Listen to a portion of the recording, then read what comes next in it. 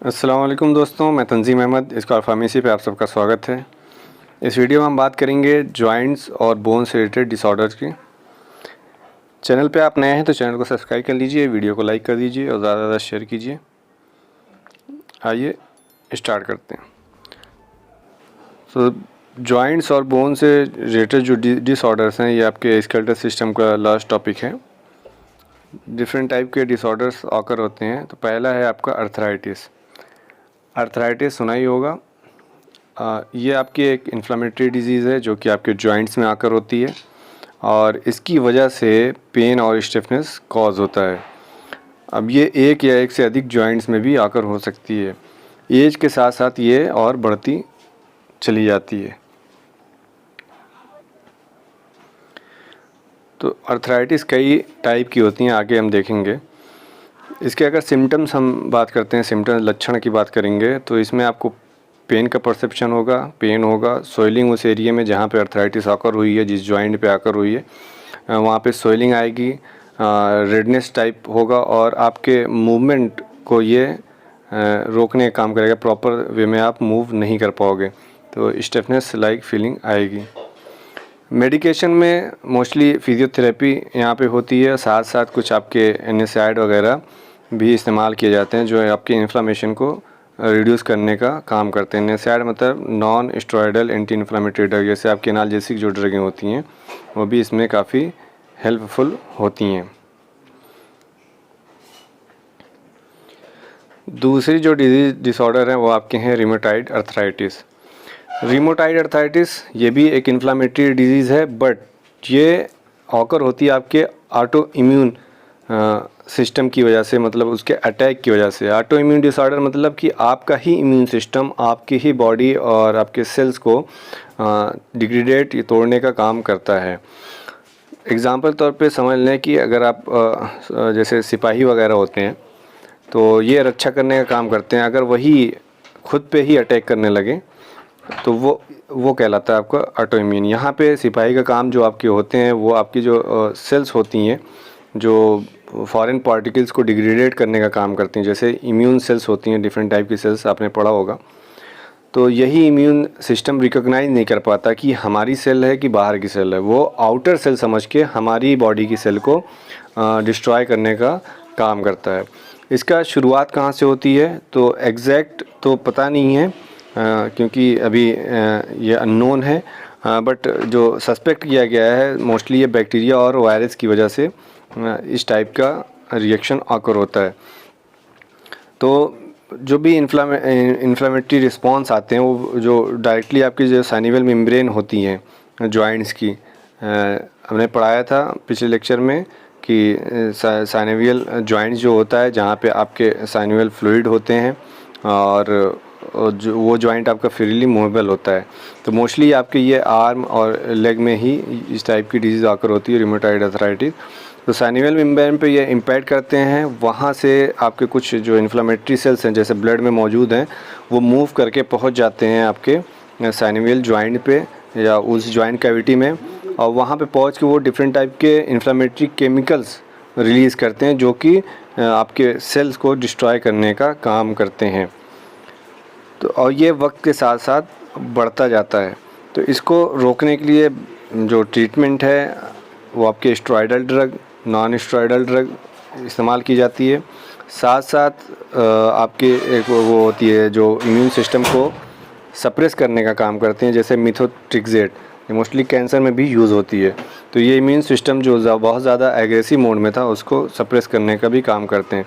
तो ये हेल्पफुल होते हैं आपके रिमेटॉइड अर्थराइटिस को टैकल करने के लिए। तो इसके इस्तेमाल की वजह से पेन का परसेप्शन और इन्फ्लामेशन क्या होता है, रिड्यूस हो जाता है और जॉइंट जो इमूवेबल हो रहे थे वो धीरे धीरे मोबिलिटी में आ जाते हैं। तो ओवरऑल कॉन्सेप्ट ये है कि रिमेटॉइड अर्थराइटिस आपका ऑटो इम्यून डिसऑर्डर है जो कि इन्फ्लामेशन कॉज करता है जॉइंट में, जो है आपकी जो साइनोवियल कैविटी है वहाँ पे इन्फ्लामेटरी केमिकल्स रिलीज़ होते हैं जिसकी वजह से साइनोवियल मेम्ब्रेन पे इम्पैक्ट पड़ता है और वो धीरे धीरे डिस्ट्रॉय होना शुरू हो जाते हैं और उसकी वजह से स्टिफनेस वगैरह कॉज होती है, पेन होता है और इन्फ्लामेशन आकर होता है। नेक्स्ट जो आपकी अर्थराइटिस है वो कहलाती है आपकी ऑस्टियो अर्थराइटिस।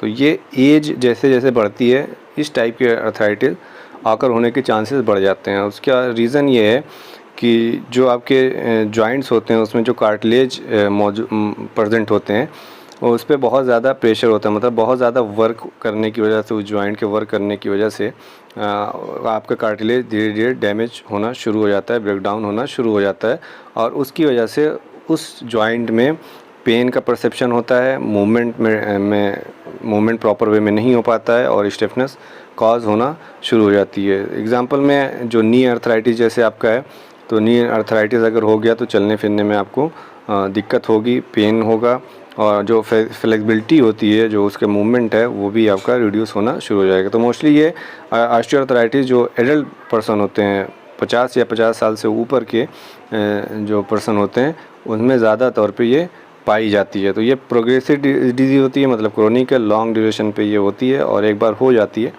तो इसको फिर रोकना बड़ा मुश्किल हो जाता है और मोस्टली ये आपके वुमेंस में पाई जाती हैं। नेक्स्ट जो आपकी अर्थराइटिस है वो सोरियासिस अर्थराइटिस है। सोरियासिस एक टाइप की आपकी बीमारी है जो कि स्किन वगैरह में पाई जाती है और स्किन पे पैचेस वगैरह का फॉर्मेशन हो जाता है। तो ये इफ़ेक्ट आपके जॉइंट पे भी करता है और वहाँ पे इन्फ्लामेशन और ईचिंग ये सब कॉज होते हैं और इसकी वजह से सोरियासिस अर्थराइटिस ऑकर होती है। नेक्स्ट जो आपकी डिजीज़ है वो बुर्साइटिस है। बुर्सा ये आपके जो साइनोवियल फ्लूइड होते हैं तो ये बुर्सा ही में मौजूद होता है। बुर्सा क्या होता है, ये आपके फाइब्रस सैक होते हैं जिसमें आपके साइनोवियल फ्लूइड मौजूद होते हैं। तो बुर्साइटिस जब ऑकर होता है मीन्स कि ये भी आपकी एक इन्फ्लेमेटरी डिजीज़ है, इन्फेक्शन वगैरह कॉज अगर होता है बुर्सा में तो ये बुर्साइटिस ऑकर होता है। इसकी वजह से पेन का परसेप्शन बहुत ज़्यादा होता है उस एरिया में और मूवमेंट वगैरह पे भी यहाँ पे इफ़ेक्ट करता है। तो ये आपके मोस्टली शोल्डर, एल्बो, हिप इस सब एरिया में पाए जाते हैं। तो बुर्सा जब डैमेज होता है तो उसकी वजह से साइनोवियल फ्लूइड भी आपका रिड्यूस होता है और जो साइनोवियल फ्लूइड का काम था फ्रिक्शन, घर्षण को रिड्यूस करना, वो प्रॉपर वे में कर नहीं पाता, इस वजह से मूवमेंट में भी इफ़ेक्ट पड़ता है।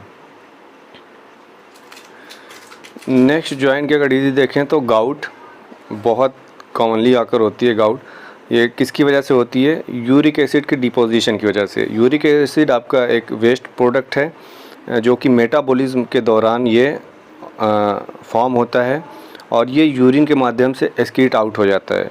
बट जब न्यूक्लिक एसिड का मेटाबॉलिज्म बहुत ज़्यादा हो जाए और इसकी वजह से एक्सक्रीशन इसका रिड्यूस हो जाए और यूरिक एसिड की मात्रा ब्लड में बढ़ने लगती है तो फिर यूरिक एसिड डिपॉजिट होने लगता है। जो आपके जॉइंट के सॉफ्ट टिश्यूज़ होते हैं उस जगह जाके डिपॉजिट होता है और डिपॉजिट होके निडल शेप क्रिस्टल ये फॉर्म कर लेता है।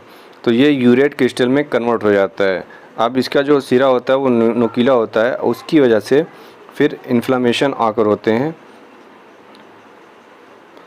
और इन्फ्लामेशन ऑकर होने की वजह से वहाँ पे पेन है, स्वेलिंग है और वो जॉइंट्स आप देखेंगे थोड़ा टेढ़ा मेढ़ा भी हो जाता है और मूवमेंट में भी इफ़ेक्ट पड़ता है। प्रॉपर वे में वो जॉइंट्स आपके मूव नहीं कर पाते। तो मोस्टली आपके जो पैर की टो होती है उस एरिया में ये ऑकर होते हैं और मोस्टली ये मैन में ही होते हैं। चूँकि मैन में यूरिक एसिड का लेवल हाई होता है इस वजह से वो ज़्यादा उनमें पाए जाते हैं। मतलब गाउट टाइप की जो बीमारी है ये मोस्टली आपके मैन में ही पाए जाते हैं। तो इसको अगर रिड्यूस करना है तो पेशेंट को एडवाइस किया जाता है कि आप ज़्यादा से ज़्यादा पानी पिएं ताकि ये बॉडी से एक्सक्रीट हो सके और अल्कोहल का जो कंजम्पशन है वो रिड्यूस कर दें। और अगर ऑकर हो गया तो इससे रिलेटेड कुछ दवाएं दी जाती हैं, जैसे आपके कॉल्चिसिन्स हैं, non steroidal anti inflammatory drugs है, ग्लूकोकॉर्टिकॉइड मतलब स्टेरॉयडल ड्रग है। तो ये कुछ हद तक गाउट के ट्रीटमेंट में भी इस्तेमाल की जाती हैं। नेक्स्ट जो डिजीज़ है वो आपकी लाइम डिजीज़ है। लाइम डिजीज़ ये भी आपकी इन्फ्लेमेटरी डिजीज़ होती है। स्पाइरोचीट बैक्टीरिया होता है, उसकी वजह से लाइम डिजीज़ ऑकर होती है। और ये बैक्टीरिया आपकी बॉडी में पहुंचता कैसे है, तो एक इंसेक्ट होता है जिसे टिक्स कहते हैं, उसके काटने की वजह से ये बैक्टीरिया उसके माध्यम से होता हुआ बॉडी में पहुंच जाता है और फिर इन्फ्लेमेटरी रिस्पॉन्स शो करता है। इन्फ्लेमेशन ऑकर होने की वजह से स्किन रैशेस होते हैं और फ्लू लाइक सिम्टम्स आते हैं, ठीक है। तो लाइम डिजीज़ ऑकर होती है और उसकी वजह से पेन है, अर्थराइटिस है, ये सब भी कॉज होते हैं। इसमें मोस्टली आपके एंटीबायोटिक थेरेपी दी जाती है। नेक्स्ट जो बोन से रिलेटेड डिजीज़ है वो आपकी ऑस्टियोपोरोसिस है। ये एज रिलेटेड डिजीज़ है। एज जैसे जैसे बढ़ती है तो बोन की जो मास होती है, जो डेंसिटी होती है, वो रिड्यूस होना शुरू हो जाती है और फ्रैक्चर के चांसेस उसकी वजह से बढ़ जाते हैं। और मोस्टली ये फीमेल्स में ऑकर होते हैं। रीज़न ये है कि उनमें एक आपका हार्मोन होता है जो आपके एस्ट्रोजन कहलाते हैं, उनका लेवल डिक्रीज़ होने लगता है, इस वजह से ऑस्टियोपोरोसिस ऑकर होती है। नेक्स्ट आपकी पेजेट डिजीज़ है। पेजेट डिजीज़ ये ऐसा डिसऑर्डर है जिसमें बोन की रीमॉडलिंग पे इफ़ेक्ट करता है। मतलब बोन का कंस्ट्रक्शन और डिस्ट्रक्शन दोनों इम्बैलेंस हो जाते हैं। जो आपकी सेल्स होती है जैसे ऑस्टियोब्लास्ट है, ऑस्टियोक्लास्ट है, एक आपके बोन के तोड़ने का काम करता है, एक आपके बोन के फॉर्मेशन में उसका अहम योगदान होता है। तो इन दोनों में जब इम्बैलेंस होता है तो आपकी पेजेट डिजीज़ कॉज होती है। और ये मोस्टली आपके पेल्विस है, फीमर है, टीबिया है, स्कल, इस एरिया में ऑकर होती है और इसके फ्रैक्चर का भी ये कारण बनती है। और लास्ट में देखें तो रेटस सिंड्रोम्स हैं, जो कि ये भी आपके इन्फेक्शियस डिजीज़ है, लाइक आपके क्लेमाइडिया ट्रैकोमेटाइटिस की वजह से ये इन्फेक्शन ऑकर होता है और ये भी मोस्टली आपके जॉइंट्स और जो लोअर लिम्स होते हैं वहाँ पे इफ़ेक्ट करते हैं। तो ये कुछ आपके डिसऑर्डर्स थे जॉइंट्स और बोन से रिलेटेड। यहाँ पे आपका स्केलेटल सिस्टम समाप्त होता है।